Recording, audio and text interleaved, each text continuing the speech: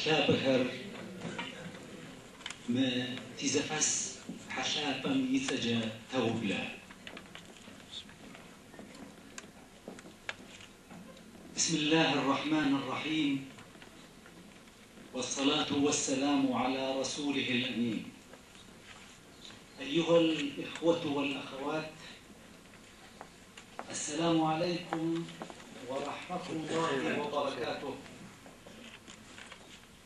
نجتمع اليوم الأمة والوطن ذكرى رفيق المسيرة، أخ وفي صادق صدوق، وافته المنية وهو في أوج عطائه.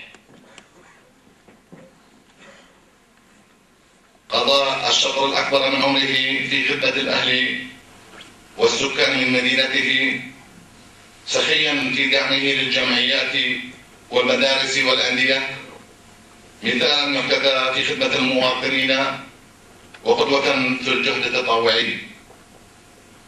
ففقيدنا لم يكن رجلا استوفى عمره وحياته فلقي ربه، بل كان رجلا ملتزما حتى آخر رمق في حياته، غيورا على شؤون عشيرته، رجلا سارت بين الناس أفضالهم وأعمالهم.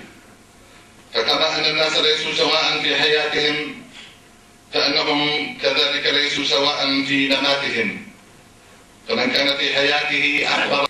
نعي إلي هذه بهذا القول الكريم من القرآن الكريم، وأنا بين مصدق ومتفاجئ، غاصت عواطف نفسي بعيدا مع ذا وصفي، ورددت معه بكل الحزن والألم. هذه لانت قناتك للمنون، وقلما كانت تلين، فعفى الحمى ممن أعز وغادره أسد البحرين. هذه يستطيع أن يودي بك داء وتأسرك المنون، وتنال منك منية، هذا لعمر أبي جهل. ثم أستسلم لقضائه وأنا في صدقي، فالموت غاية كل حي رغم أنف الجاحدين، فأعيد نفسي كفرها بقضاء رب العالمين. لكنه الخطب العظيم يطيش أحلام الهداة ويذهل المتأكل. لله أعود لربي خاشعا، وأقول لله مما قد قضاه الله إنا راجعون. أيها الحفل الكريم، لقد عرفت هذه طوال عشرات السنين، لكن الحب والود والترابط والارتباط زاد وتوطد في السنوات الأخيرة الخمس. نلتقي أكثر من مرة في الأسبوع. لقد حزنا حزنا شديدا على افتراضنا، وحزننا لم يكن حزنا تقليديا عاديا كما يشعر به كل إنسان عندما يفقد قريب أو صديق أو أحد معارفه، وإنما كان حزننا حزنا مقرونا بالأسى واللوعة والشعور بمرارة رحيل قطب من أقطاب العمل الاجتماعي في الأردن عامة وفي المجتمع الشركسي خاصة.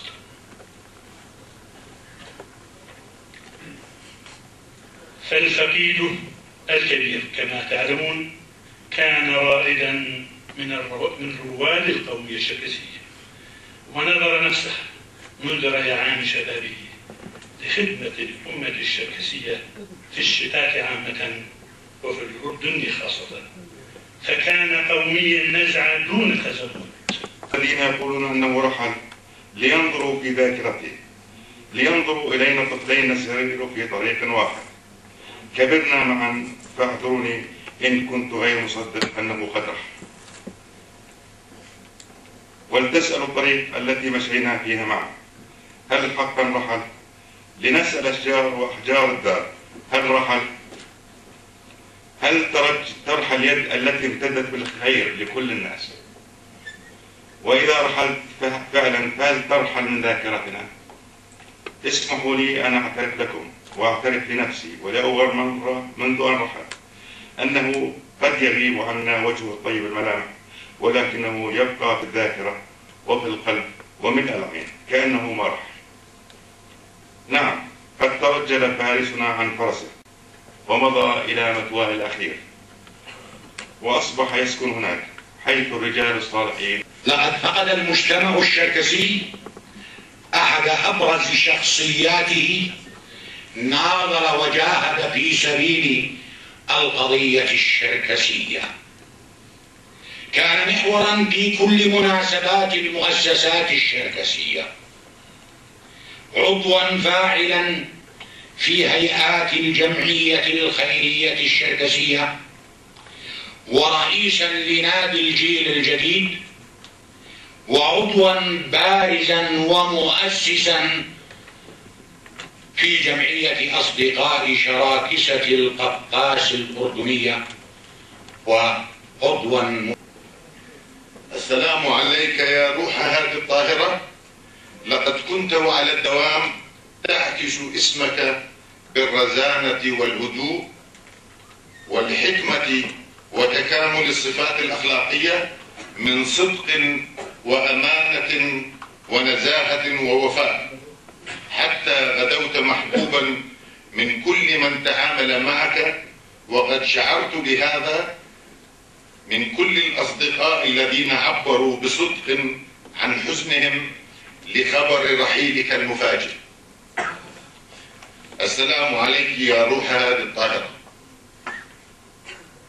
كم كانت حلوة رفقتك يا أبا مراد، وأنت المتحدث اللبق في شتى المواضيع الثقافية، وخاصة القراءات الشركسية، وحين الاجتماعات فأنت المشارك النشط ورمزا للعطاء، لك حضور مميز يذكره الجميع مما يجعل سيرتك العطاء. بسم الله الرحمن الرحيم، والصلاة والسلام على سيدنا محمد نبي الهدى والحق وسيد الأنام أفضل الصلاة والتسليم.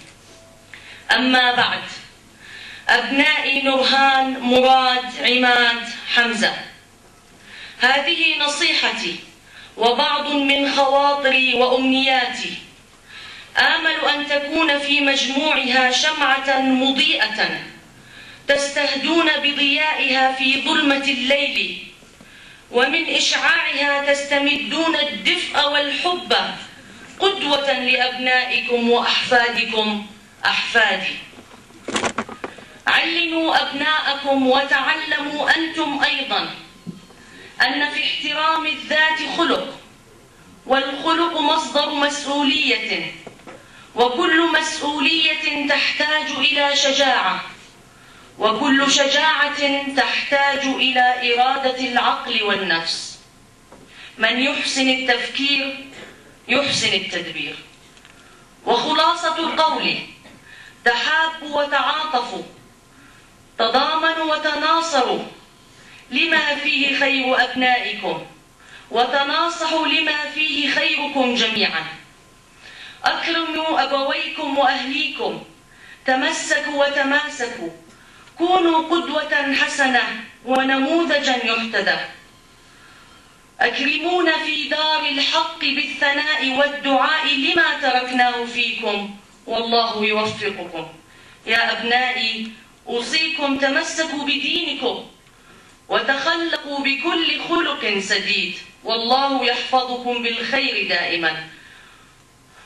والدكم هادي شقمان سويلح في 27/7/1995.